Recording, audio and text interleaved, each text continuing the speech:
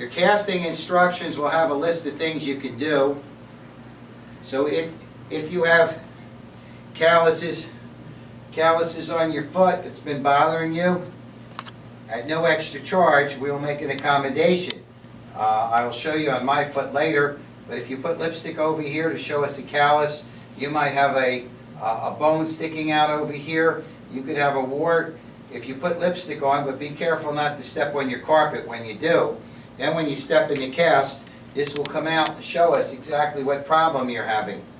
And we'll make accommodations for you. And I hope you can see this.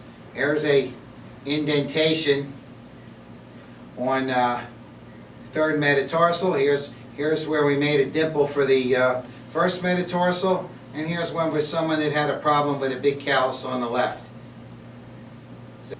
Also, most people know they have heel spurs because they've been to the doctor several times.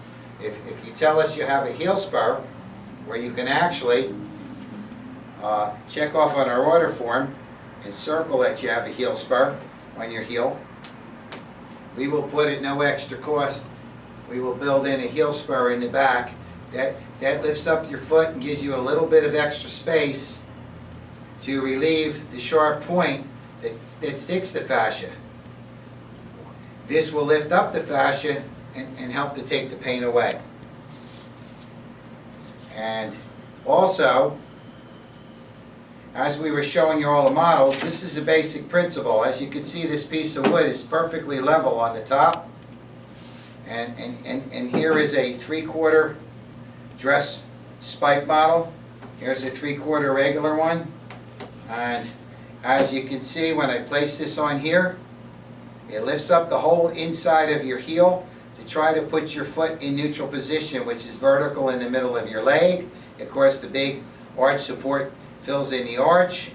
And what we have here is a built-in metatarsal bar that's cushioned and also lifts up the bunion if you have one, lifts up all your heads, and you see the angle in here, so it allows your foot to be balanced. And when you do walk off on your foot, George is pretty old here, so give me a second here to straighten him out. He's about 105. As you come off on the front of your heads, this will keep you in balance so you go forward. And most people are pronating, and as they go this way, their big toe starts to point to the right, and that's the start of hammer toes, fasciitis, bad knees, bad backs. And this again will lift up your foot and balance you. Here's the left one holding the front of your foot up. The center of it has a built-in heel spur.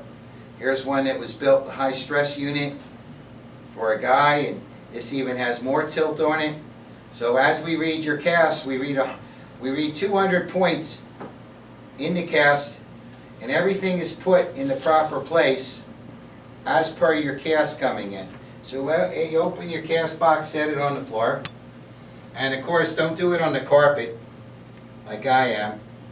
And I'm going to pretend I have a second metatarsal here, and I just circled the callus on the foot. And the instruction says it's easier to do the left one on the right side. Put your foot and center it in the box as best you can, and just step in it with all your weight.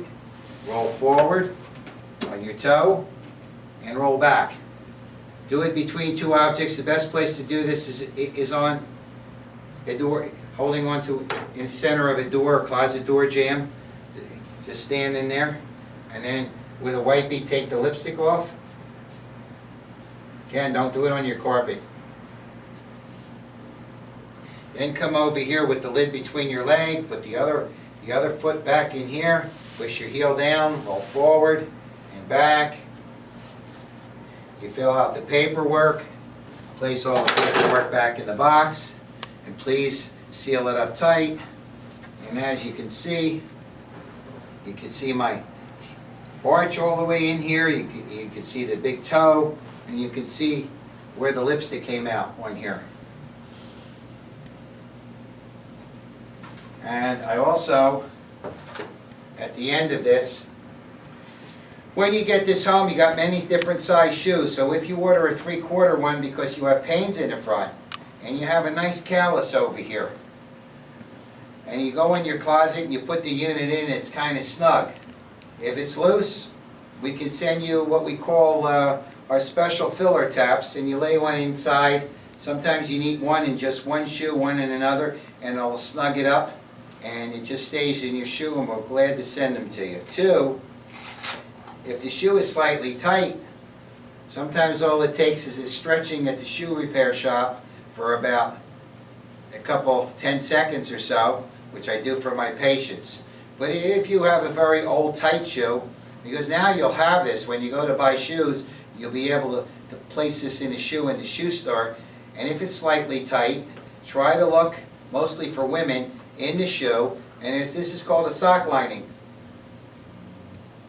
And if you peel this back slightly, try to buy shoes that have foam. As you can see, I could bounce my finger here, and this foam is about as thick as the professional padding we put on the front. And therefore, you could reach in, but it's best to go to a shoe repair, ask the shoemaker to remove the insole, take out the padding, which would give you more room. So I purposely pulled this out and left half of the padding in here. I hope the cameraman can zoom in. And I pulled the other half out. As you can see, and if the shoemaker was to peel it out, it would be paper thin, and he would glue this back for you. Or most of my patients just take it out, and therefore you go to put this back, of course with the Velcro circle in the shoe, and it's not tight anymore. And that finishes our casting instructions.